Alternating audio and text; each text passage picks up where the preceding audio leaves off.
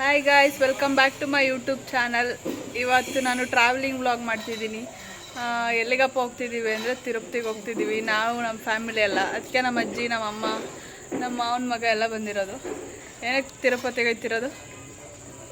ಏನಕ್ಕೆ ತಿರುಪತಿಗೆ ಹೋಗ್ತಿರೋದು? ಏನಕ್ಕೆ? ಮುಡಿ ಕೊಡೋಕ್ಕೆ. ಬಾ ಮಗಳು, ನನ್ನ ಮಗಳು ಕೂದಲು ಕೊಡೋಕೆ ಹೋಗ್ತಿದ್ದೀವಿ ಗಾಯ್ಸ್. ಬೋಡಿ ಆಗಿಬಿಡ್ತಾಳೆ ನಾಳೆ ಇಷ್ಟೊತ್ತಿಗೆ. ನೋಡಿ ಎಷ್ಟು ಮುದ್ದಾಗಿ ಕಾಣಿಸ್ತಾವಳು. ಸೊ ಅವಳಿಗೆ ಫಸ್ಟು ನಮ್ಮಮ್ಮ ಅವ್ರ ಮನೆ ದೇವ್ರಿಗೆ ಮುಡಿ ಕೊಟ್ಟಿದ್ವಿ. ಬರ್ತಡೇ ಆದ ನೆಕ್ಸ್ಟ್ ದಿನಕ್ಕೆ. ಅದಾಗಿ ಆಲ್ಮೋಸ್ಟ್ 7 ಮಂತ್ಸ್ ಆಗೈತೆ. ಇವಾಗ ನನ್ನ ಹಸ್ಬೆಂಡ್ ಮನೆ ದೇವ್ರಿಗೆ ಒಂದ್ಸಲ ಮುಡಿ ಕೊಡೋಣ ಅಂತ ಎಲ್ಲ ಫ್ಯಾಮಿಲಿ ಪೂರ್ತಿ ತಿರುಪ್ತಿಗೆ ಹೋಗೋದಕ್ಕೆ 1 ಮಂತಿಂದನೇ ಟ್ರೈನ್ ಬುಕ್ಕಿಂಗ್ ಆಗಿತ್ತು ಗೈಸ್. ನೇನು ರೆಡಿಯಾಗಿ ಟೈಮ್ ಎಷ್ಟು ಇವಾಗ? 5:30, 6 o'clock, 6:30 ಅಷ್ಟರಲ್ಲಿ ನಾವು ಕೆಂಗೇರಿಗೆ ಹೋಗಬೇಕಿತ್ತು. ಅಷ್ಟರಲ್ಲಿ ಬುಕ್ಕಿಂಗ್ ಕಡೆಯಿಂದ ಮೆಸೇಜ್ ಬಂದಿದೆ ಏನಪ್ಪ ಅಂದರೆ ಟ್ರೈನ್ ಬುಕ್ಕಿಂಗ್ ಕ್ಯಾನ್ಸಲ್ ಆಗಿದೆ ಅಂತ. ಏನಕ್ಕೆ ಅಂದರೆ ಫುಲ್ ವೆಯ್ಟಿಂಗ್ ಲಿಸ್ಟಲ್ಲಿ ಇಟ್ಟಿದ್ರು. 1.5 ಮಂತ್ ಆಗಿತ್ತು ನಾವು ಬುಕ್ ಮಾಡಿ. 7 to 8 ಮೆಂಬರ್ಸು ಬುಕ್ ಮಾಡಿದ್ವಿ. ಇವಾಗೇನೋ ಫುಲ್ ರಶ್ಶೋ ಏನೋ ಗೊತ್ತಿಲ್ಲ, ಸಡನ್ನಾಗಿ ಮೆಸೇಜ್ ಬಂದಿದೆ ಕ್ಯಾನ್ಸಲ್ ಅಂತೇಳಿ. ಇವಾಗ ನೋಡಬೇಕು ಜನರಲ್ ಇದರಲ್ಲೇ ಹೋಗೋಣ ಅಥವಾ ಏನು ಅಂತ. ಸಡನ್ನಾಗಿ ಈ ಥರ ಕ್ಯಾನ್ಸಲ್ ಆಗಿ ಏನು ಮಾಡಬೇಕು ಅಂತ ತಲೆನೇ ಓಡ್ತಿಲ್ಲ. Full blank. ಫುಲ್ ರೆಡಿಯಾಗಿದ್ದೀವಿ. ನೋಡೋಣ, ರಶ್ ಇಲ್ಲದೆ ಇದ್ದರೆ ಸಾಕು. ಪಾಪು ಬೇರೆ ಇರುತ್ತೆ, ಇಷ್ಟೊಂದು ಜನ, ಏನಾಗುತ್ತೆ ಗೊತ್ತಿಲ್ಲ. ನನ್ನ ಮಗಳು 3 ಗಂಟೆಗೆ ರೆಡಿ ಆದ್ಲು ಗೈಸ್. ಅಮ್ಮ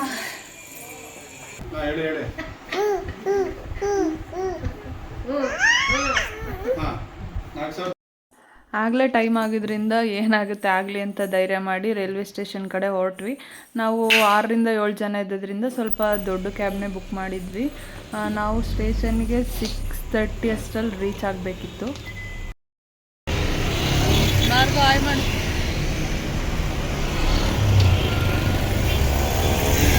ಈ ಗ್ಯಾಪಲ್ಲೇ ನನ್ನ ಹಸ್ಬೆಂಡು ಬಸ್ಸಲ್ಲಿ ಹೋಗೋಣ ಅಂತೇಳಿ ಬುಕ್ ಮಾಡಲಿಕ್ಕೆ ಅದನ್ನು ಕೂಡ ಟ್ರೈ ಮಾಡಿದ್ರು. ಬಟ್ ಸಡನ್ನಾಗಿ ಇಷ್ಟು ಜನಕ್ಕೆ ಅಂದರೆ ಎಲ್ಲಿ ಸೀಟ್ ಅವೈಲೇಬಲ್ ಇರುತ್ತೆ, ಹಂಗಾಗಿ ಬಸ್ದು ಕೂಡ ಪ್ಲ್ಯಾನ್ ವರ್ಕೌಟ್ ಆಗಲಿಲ್ಲ. ಸೊ ನಮಗೆ ಫುಲ್ ಡಿಸಪಾಯಿಂಟ್ ಆಗೋಯ್ತು. ಏನು ಮಾಡೋದು ಅಂತ ಟೆನ್ಷನ್ ಆಗಿಬಿಟ್ಟಿತ್ತು. ಅಂದರೆ ಮಗು ಬೇರೆ ಇದೆಯಲ್ಲ, ಹಂಗಾಗಿ ಸ್ವಲ್ಪ ಯೋಚನೆ ಮಾಡಿದೆ. ಟ್ರೈನಿಗೆ ಬಂದು ಟೀ ಕುಡಿಬೇಕಲ್ವ ನೀವು? ಇಲ್ಲೆಲ್ಲ ಚೆನ್ನಾಗಿಲ್ಲ ಅಂದರೆ ಕುಡಿತೀವಿ. ಚೆನ್ನಾಯ್ತಾ? ಜೋರಾಗಿ ಮಾತಾಡಬೇಕು. ಚೆನ್ನಾಗತ್ತೆ ಕುಡಿತಾಳೆ. ಸೊ ಗೈಸ್, ಇವಾಗ ಕೆಂಗೇರಿಗೆ ಬಂದ್ವಿ. ಟ್ರೈನ್ ಇರೋದು 7:10ಕ್ಕೆ. ಫುಲ್ ಡಿಸಪಾಯಿಂಟು. ಬುಕ್ಕಿಂಗ್ ಎಲ್ಲ ಕ್ಯಾನ್ಸಲ್ ಆಗಿ ಇವಾಗ ನಾರ್ಮಲ್ ಟಿಕೆಟ್ ತೊಗೊಂಡು ಹೋಗ್ತಾಯಿದ್ದೀವಿ. ನಮ್ಮ ಅಕ್ಕ ಮೈಸೂರಲ್ಲಿ ಹತ್ತವಳೆ. ಇಲ್ಲಿ ನಾವು ಜಾಯ್ನ್ ಆಗಬೇಕು ಕೆಂಗೇರಿಲಿ. ನಾನು ಫಸ್ಟ್ ಟೈಮ್ ಹೋಗ್ತಿರೋ ತಿರುಪತಿಗೆ. ಬರ್ಬು ನೀನು? ನಾನು ಇವನು ಮಾತ್ರ ಫಸ್ಟ್ ಟೈಮ್ ಗೈಸ್. ಇನ್ನೆಲ್ಲ ಹೋಗೋರೆ ಕಳ್ಳರು. ನಮ್ಮ ಅಮ್ಮ ಹೋದಾಗಲೂ ನಾನು ಬಿಟ್ಟೋಗಿದ್ರು, ನಮ್ಮ ಅಪ್ಪ ಹೋದಾಗಲೂ ನಾನು ಬಿಟ್ಟೋಗಿದ್ರು. ಸೊ ಫಸ್ಟ್ ಟೈಮ್ ಹೋಗ್ತಿರೋದು ನನ್ನ ಮಗಳ ಜೊತೆ ಇರೋದು. ಕೊಡೋದ್ರು ಅಂತ ನಮ್ಮ ಅಜ್ಜಿನೇ ಬಿಟ್ಟೋಗೋಣ. ಯಾರು ಭಯ ಆಗ್ತೈತೆ. ಎಷ್ಟು ರಶ್ ಇರುತ್ತೋ, ಸೀಟ್ ಸಿಗುತ್ತೋ ಸಿಗಲ್ವೋ, ಶೆಕೆ. ಓ ಯಪ್ಪ, ಎಲ್ಲ ವೆಯ್ಟ್ ಮಾಡ್ತಾ ಇದ್ದೀವಿ. ಚಿಪ್ಸು ಬಿಸ್ಕೆಟ್ ತೊಗೊಂಡು ತಿಂತಾ ಟೈಮ್ ಪಾಸ್. ಗೈಸ್, ನಮ್ಮ ಅಮ್ಮನ್ನ ಫಸ್ಟ್ ಟೈಮ್ ವ್ಲಾಗಲ್ಲಿ ತೋರಿಸ್ತಿರೋದು. ಕೇಳ್ತೀನಿ ಇವಾಗ. ಮತ್ತೆ ನಾನು ವ್ಲಾಗ್ಸ್ ಮಾಡ್ತಿದ್ದೀನಿ, ನಿಂಗೆ ಏನು ಅನಿಸ್ತದಮ್ಮ? ಖುಷಿ. ಸೊ ಮತ್ತೆ ಬ್ರೇಕ್ ಆಗಬಾರ್ದು, ಕಂಟಿನ್ಯೂಸ್ ಆಗಿ ಮಾಡಬೇಕು ಗೈಸ್. ಚಾಲೆಂಜಿಂಗ್ ಆಗಿ ಮಾಡ್ತೀನಿ. ಅದು ಹೆಂಗೆ ಬರುತ್ತೋ ಬಿಡುತ್ತೋ ಒಟ್ಟಿನಲ್ಲಿ ಆಲ್ಮೋಸ್ಟ್ ಡೈಲಿ ವ್ಲಾಗ್ ಮಾಡೋಕ್ಕೆ ಎಲ್ಲ ಅಂದ್ಕೊಂಡಿದ್ದೀನಿ. ನನ್ನ ಮಗಳು ಆಗಲೇ ಡಲ್ ಆಗಿಬಿಟ್ಟವಳೆ. ಅವಳಿಗೆ ನಿದ್ದೆ. ಇಲ್ಲಿ ಟ್ರೈನ್ ಹೋಗ್ತಾ ಇದೆ, ಅದಕ್ಕೆ ನನ್ನ ವಾಯ್ಸ್ ಅಷ್ಟು ಕೇಳಿಸ್ತಿಲ್ಲ. ನಾವು ಅಕ್ಕ ಬಂದಮೇಲೆ ಮತ್ತೆ ಕಂಟಿನ್ಯೂ ಮಾಡ್ತೀನಿ ಗೈಸ್. ಟ್ರೈನ್ ಬಂತು, ಬಟ್ ನೋಡಿದ್ರೆ ಫುಲ್ ರಶ್ ಇದೆ ಗೈಸ್. ನನಗೆ ಏನು ಮಾಡೋದಂತಲೇ ಗೊತ್ತಾಗಲಿಲ್ಲ. ನಾವು ಹತ್ತಿದ ಕಂಪಾರ್ಟ್ಮೆಂಟ್ ಅಂತೂ ಕಾಲು ಇಡೋಕ್ಕೆ ಜಾಗ ಇಲ್ಲ. ಯಪ್ಪ, ಫುಲ್ ನೆಲದಲ್ಲೆಲ್ಲ ಕೂತ್ಬಿಟ್ಟಿದ್ರು. ಹಾಗಾಗಿ ಮತ್ತೆ ಅದನ್ನು ಇಳಿದು ನೆಕ್ಸ್ಟ್ ಸ್ಟೇಷನಲ್ಲಿ ನಾವು ಚೇಂಜ್ ಆದ್ವಿ. ಮತ್ತು ನಮ್ಮ ಅಜ್ಜಿ ಊರಿಂದ ಹಲಸಿನಣ್ಣು ತಂದಿದ್ರಲ್ಲ, ಅದನ್ನು ನಮ್ಮ ಅಕ್ಕಂಗೂ ಬೇಕಿತ್ತು ಅಂತೇಳಿ ತಿನ್ನೋಣ ಅಂತ ತೊಗೊಂಡೋಗಿದ್ವಿ. ಅಲ್ಲೆಲ್ರಿಗೂ ಶೇರ್ ಮಾಡ್ಕೊಂಡು ತಿಂದ್ವಿ. ಟ್ರೈನು ಅಂದರೆ ಗೊತ್ತಲ್ಲ, ಏನೇನಾದರೂ ತಿಂತಾ ಇರಬೇಕು, ಅವಾಗ ಚೆನ್ನಾಗಿರುತ್ತೆ. ಮತ್ತು ಫುಲ್ ಫ್ಯಾಮಿಲಿ ಎಲ್ಲ ಇದ್ವಲ್ಲ, ಹಾಗಾಗಿ ಚೆನ್ನಾಗಿತ್ತು. ನನ್ನ ಮಗಳು ಮಧ್ಯೆ ವಾಯ್ಸ್ ಓವರ್ ಕೊಡೋಕ್ಕೆ ಡಿಸ್ಟರ್ಬ್ ಮಾಡ್ತಾವಳೆ ಗೈಸ್. ಏನೇನೋ ಬ್ಯಾಕ್ಗ್ರೌಂಡಲ್ಲಿ ವಾಯ್ಸ್ ಕೊಡ್ತಾವಳೆ, ಸೊ ಅಡ್ಜಸ್ಟ್ ಮಾಡ್ಕೊಳ್ಳಿ. ಮತ್ತು ಅವಳು ಟ್ರೈನಲ್ಲೂ ಅಷ್ಟೇ ಮಲಗ್ತಾನೆ ಇರಲಿಲ್ಲ. ಅವಳಿಗೆ ಜನಗಳಿದ್ಬಿಟ್ರೆ ಅದೇ ಸಾಕು. ಅವಳು ದಿನ ಪೂರ್ತಿ ಬೇಕಾದ್ರೆ ಎಚ್ಚರ ಆಗೇ ಇರ್ತಾಳೆ. ಮತ್ತು ಇನ್ನೊಂದು ಹುಡುಗ ಸಿಕ್ಕಿದ್ದ, ಒಂದು ಚಿಕ್ಕ ಹುಡುಗ, ಅವನು ಚೆನ್ನಾಗಿ ಕ್ಯೂಟಾಗಿ ಮಾತಾಡ್ತಿದ್ದ, ಮತ್ತು ಪಾಪು ಜೊತೆನೂ ಆಟಾಡ್ತಿದ್ದ. ಹಂಗಾಗಿ ನಮಗಂತೂ ಫುಲ್ ಎಂಟರ್ಟೈನ್ಮೆಂಟು. ನಾವು ನೈಟ್ ಪೂರ ಮಲ್ಗೇ ಇಲ್ಲ. ಮತ್ತು ಫುಲ್ಲು ಬುಕ್ ಮಾಡೋದಾಗಿದ್ರೆ ಒಂದೊಂದು ಸೀಟ್ ಒಬ್ಬೊಬ್ರಿಗಿರೋದು, ಆರಾಮಾಗಿ ಮಲಗ್ಬೋದಿತ್ತು. ಇವಾಗ ಕೂರಕ್ಕೆ ಮಾತ್ರ ಜಾಗ ಇದ್ದಿದ್ದು. ಹಂಗಾಗಿ ನಾವು ಸುಮ್ಮನೆ ಹಂಗೆ ಟೈಮ್ ಪಾಸ್ ಮಾಡಿಕೊಂಡು ಮಾತಾಡ್ಕೊಂಡು ಕಾಲ ಕಳೆದ್ವಿ.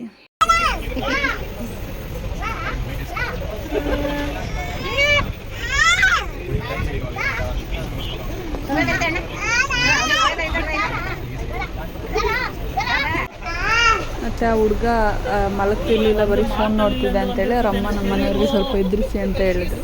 ಅದಕ್ಕೆ ಇವರು ಸಿಕ್ಕಿದ್ದ ಚಾನ್ಸ್ ಅಂತೇಳಿ ಫುಲ್ ಕಾಲು ಎಳ್ಕೊಂಡು ಏನೇನೋ ತಮಾಷೆ ಮಾಡಿಕೊಂಡು ದೇವ್ರು ಬಂದೈತೆ, ನೀನು ಮಲಗಲಿಲ್ಲ ಹಂಗೆ ಮಾಡ್ತೀನಿ ಹಿಂಗೆ ಮಾಡ್ತೀನಿ ಅಂತೇಳಿ ತಮಾಷೆ ಮಾಡ್ತಿದ್ರು.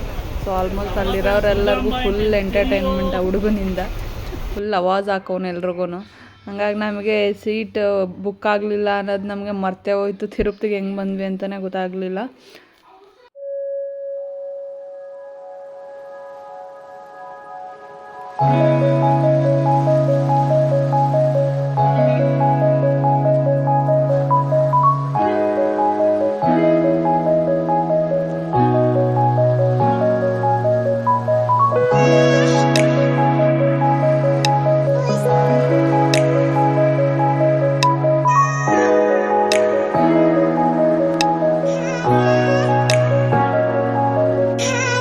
ನಾವು ತಿರುಪತಿ ರೀಚ್ ಆದಾಗ ಟೈಮ್ ಆಲ್ಮೋಸ್ಟು 3:30 ಏನೋ ಆಗಿತ್ತು.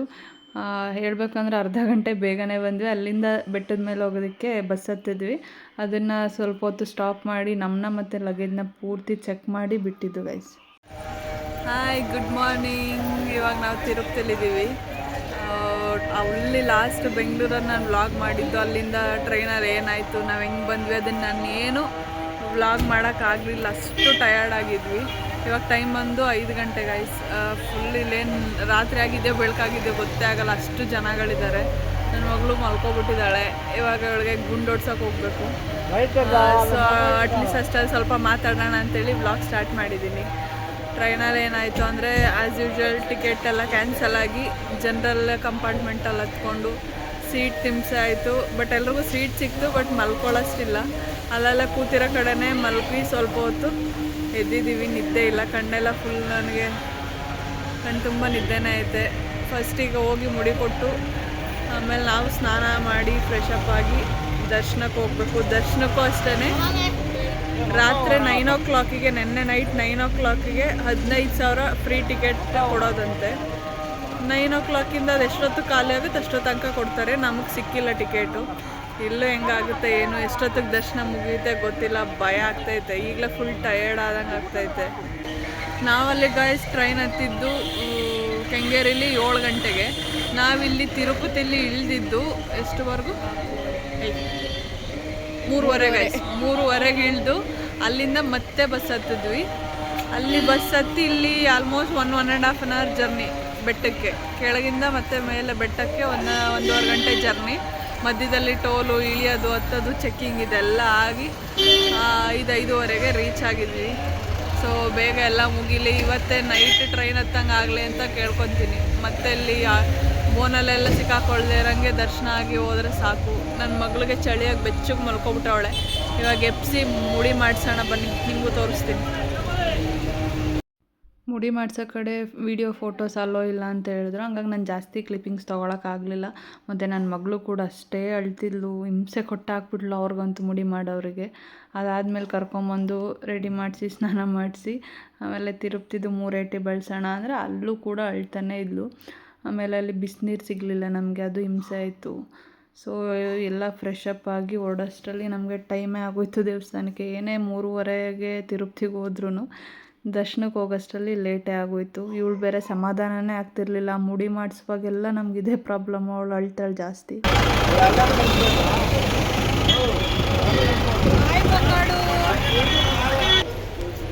ಹಾಯ್ ಗಾಯ್ಸ್, ರೆಡಿಯಾಗಿದ್ದೀವಿ. ನನ್ನ ಮಗಳು ಬಾಡಿ ಮಾಡಿಸಾಯ್ತು. ಅವಳಿಗೆ ಫುಲ್ ಅಳಕ್ಕೆ ಸ್ಟಾರ್ಟ್ ಮಾಡಿಬಿಟ್ಲು. ಮತ್ತು ಅಲ್ಲಿ ವಿಡಿಯೋ ಅಲೋ ಇರಲಿಲ್ಲ, ಹಾಗಾಗಿ ಸ್ವಲ್ಪ ಕ್ಲಿಪ್ಪಿಂಗ್ ತೊಗೊಂಡಿದ್ದೀನಿ, ಅದನ್ನು ಆ್ಯಡ್ ಮಾಡ್ತೀನಿ. ಅವಳು ಮುಗಿಸಿ ಅವಳನ್ನು ಸ್ನಾನ ಮಾಡಿಸಿ ನಾವು ಫ್ರೆಶ್ ಅಪ್ ಆಗಿದ್ದೀವಿ. ಸಿಂಪಲಾಗಿ ರೆಡಿಯಾಗಿದ್ದೀನಿ, ಯಾಕಂದರೆ ಇಲ್ಲಿ ಫುಲ್ ಸೆಕೆ ಇರುತ್ತೆ ಮತ್ತು ಟ್ರೈನಲ್ಲೆಲ್ಲ ಟ್ರಾವೆಲ್ ಮಾಡಬೇಕಲ್ಲ. ಹಾಗಾಗಿ ನಾನು ಔಟ್ಫಿಟ್ ತೋರಿಸ್ತೀನಿ.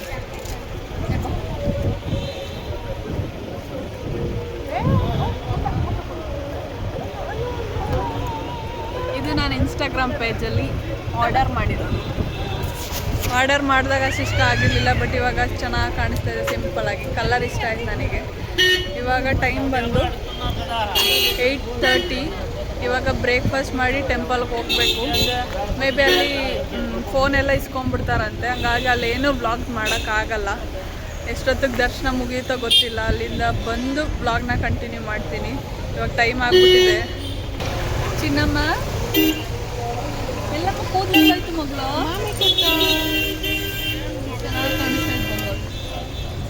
ಅವಳಿಗೆ ಟಿಫನ್ ಮಾಡಿಸ್ಬೇಕು, ನಿದ್ದೆ ಬಂದೈತೆ, ಸ್ನಾನ ಮಾಡಿಸ್ಬಿಟ್ಟು. ಸೊ ಇಲ್ಲಿಂದ ದೇವಸ್ಥಾನ ಬಂದು 2 ಕಿಲೋಮೀಟ್ರ್ ಇದೆ ಅಂತೆ, ಹಂಗಾಗಿ ಕಾರಲ್ಲಿ ಹೋಗ್ತಿದ್ದೀವಿ ಗಾಯ್ಸ್. ಇಲ್ಲಿ ನನ್ನ ಹಸ್ಬೆಂಡ್. ಹಾಯ್ ಮಾಡಿ. ಹೆಂಗೈತೆ ಎಕ್ಸ್ಪೀರಿಯನ್ಸ್? ಚೆನ್ನಾಗಿದೆ, ಬಟ್ ಜನ ಜಾಸ್ತಿ ಅಲ್ವಾ, ಸ್ವಲ್ಪ ಲೇಟ್ ಆಗ್ತಾ ಇದೆ. ಸ್ನಾನ ಮಾಡೋ ಕಡೆನೇ ತುಂಬ ಲೇಟ್ ಆಯಿತು. ರೆಡಿ ಆಗಾಯ್ತು. ಇನ್ನು ದೇವಸ್ಥಾನಕ್ಕೆ ಹೋದರೆ ನೋಡ್ಬೇಕು. ಎಷ್ಟೊತ್ತಾಗುತ್ತೆ ದರ್ಶನ ನಿಮ್ಮ ಪ್ರಕಾರ? 1 ದಿನ ಬೇಕು. ಪುಣ್ಯ ಮಾಡಿದರೆ, ಪಾಪ ಮಾಡಿದರೆ 2 ದಿನ ಬೇಕು. ಸಿಗಿ ಆ ಕಡೆ ನೋಡೋಣ ಏನಾಗುತ್ತೆ.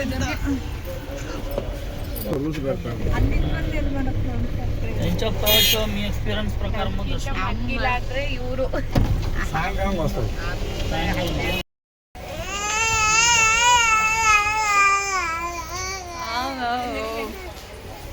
ದರ್ಶನಕ್ಕೆ ಕ್ಯೂ ಅಲ್ಲಿ ಹೋಗ್ತಾ ಇದೀವಿ ಗೈಸ್. ಇಲ್ಲಿ ಖಾಲಿ ಇದೆ. ಮುಂದೆ ಹೋಗ್ತಾ ಹೋಗ್ತಾ ರಶ್ ಆಗುತ್ತೆ. ಅಲ್ಲೆಲ್ಲ ತಿಂಡಿ ಕೊಡ್ತಾವ್ರೆ, ಹೋಗಿ ತಿನ್ನೋಣ. ನನ್ನ ಮಗಳು ಕೈಯ ಅಂತವಳೆ. ಸ್ವಲ್ಪ ದೂರ ಕ್ಯೂ ಅಲ್ಲಿ ಹೋದ್ಮೇಲೆ ನಮ್ಮನ್ನ ಬೋನಲ್ಲಿ ಲಾಕ್ ಮಾಡಿದ್ರು. ನನಗೆ ಐಡಿಯಾ ಇರಲಿಲ್ಲ ಯಾವ ಥರ ಇರುತ್ತೆ ಬೋನ್ ಅಂತೇಳಿ. ಏನಕ್ಕಂದರೆ ಫಸ್ಟ್ ಟೈಮ್ ಅಲ್ವಾ ನಾನು ತಿರುಪತಿಗೆ ಹೋಗಿದ್ದು.